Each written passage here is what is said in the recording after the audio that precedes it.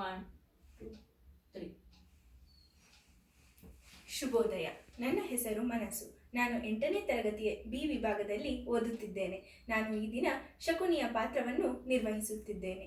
ಸಂಗತಿ: ಶಕುನಿಯ ಅಪ್ಪ ತೀರಿಕೊಂಡಿದ್ದಾನೆ ಮತ್ತು ಶಕುನಿಯು ಅವರ ಅಪ್ಪನ ಮೂಳೆಗಳಿಂದ ದಾಳಗಳನ್ನು ನಿರ್ಮಿಸಿ ದುರ್ಯೋಧನನ ಬಗೆಗೆ ಒಂದೆರಡು ಮಾತುಗಳನ್ನು ಆಡುತ್ತಾನೆ.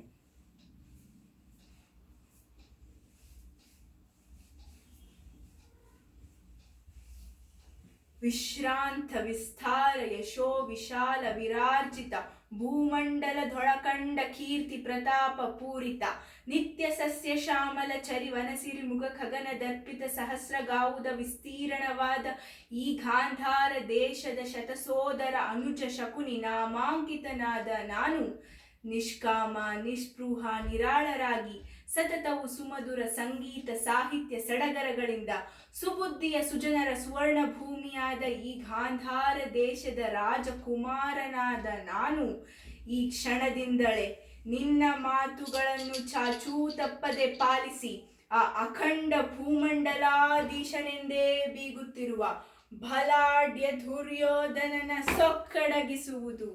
ಧನ್ಯವಾದ.